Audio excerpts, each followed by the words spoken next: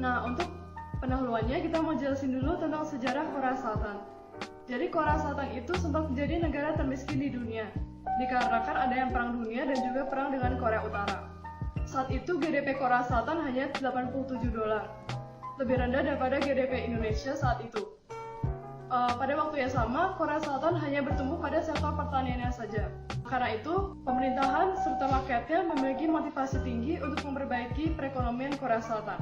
Perekonomian negara Korea bergantung pada sektor pertanian dengan nilai total ekspor 41 US dollar dan pendapatan per kapita 82 juta saat itu. Baru pada tahun 1960, ketika memasuki era pembangunan ekonominya, ekonomi Korea berubah pesat. Korea membangun sektor industri yang jadi fokus utamanya adalah sepatu sekaligus pakaian dan industri manufaktur sederhana dengan harga yang lebih terjangkau. Sejak tahun 1960-an, Korea merubah ke arah industri yang lebih modern orientasinya adalah ke pasar dunia. Diikuti dengan reformasi kebijakan ekonomi dan perindustrian melalui kebijakan fiskal dan moneter, Korea memberikan kredit dengan suku bunga yang sangat terjangkau. Salah satunya adalah dengan membentuk Badan Perencanaan Ekonomi atau EPB pada bulan Juni 1961. EPB yang diketuai oleh Wakil Perdana Menteri bertanggung jawab terhadap rekap Militer atau rencana pembangunan 5 tahun. Dan tahap ketiga, untuk menciptakan keseimbangan antara pembangunan industri dan pertanian. Tahap keempat adalah untuk pembangunan ekonomi yang mandiri dan pemerataan hasil pembangunan. Gerakan menabung. Pada tahun 1962, Korea Selatan mengumumkan perubahan unit mata uang resmi negara yang dulunya won menjadi won dan juga mengurangi satu angka 0 di mata uangnya. Tetapi ternyata kurang berhasil. Akhirnya pemerintah mulai melakukan rencana keduanya, yaitu gerakan menabung di kota ataupun di desa.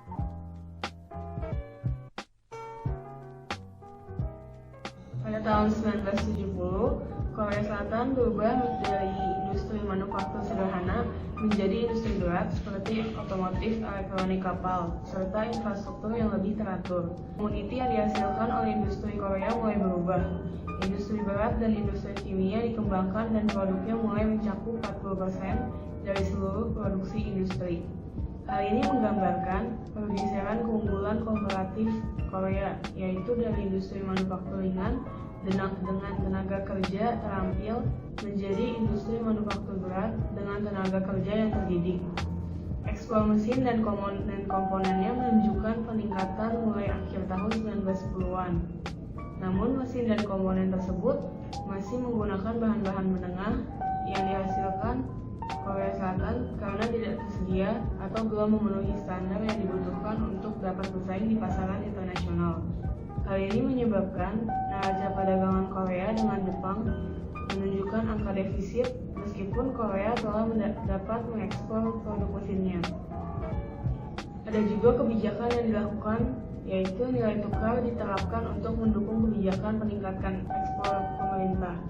Devaluasi mata uang won terus dilakukan karena tingkat inflasi Korea Selatan masih jauh lebih tinggi bila dibandingkan dengan negara-negara rekan dagangnya. Sejak akhir tahun 1970-an, pemerintah Korea memutuskan untuk mengembangkan nilai tukar won terhadap mata uang negara-negara dagang Korea. Sebagai negara yang mengalami defisit perdagangan, Korea Selatan menggunakan pembatasan jumlah impor sebagai alat utama pengendalian impor, meskipun beberapa usaha untuk meliberalisasikan pengawasan impor dan nilai tukar juga dilakukan oleh pemerintah Korea.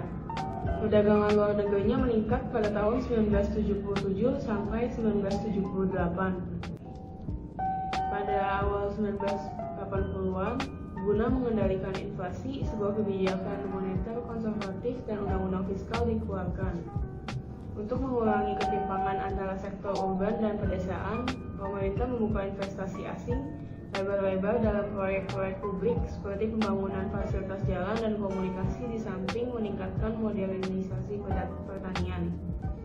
Inflasi harga barang-barang rata-rata 2,1% per tahun dari tahun 1980 sampai 1988. Melihat dan mengikuti Jepang sebagai panutannya, seiring kemajuan Korea juga memajukan SDM atau pendidikannya, sains matematika untuk mengembangkan teknologi yang sudah ada, terdapat dana 20% untuk pendidikan. Namun pada tahun 1997, Korea Selatan mengalami krisis moneter, di mana banyak perusahaan besar yang mengalami kebangkrutan. Hal tersebut mengakibatkan meningkatnya tingkat pengangguran di Korea Selatan. Dan tahun 2004 sampai sekarang, pertumbuhan ekonomi Korea Selatan mencapai masa kejayaannya. Produk-produknya berhasil menembus pasar dunia seperti Samsung, Hyundai, Kia, industri alat berat, tekstil, bahkan perfilman yang membantu pertumbuhan ekonomi Korea Selatan dengan sangat pesat.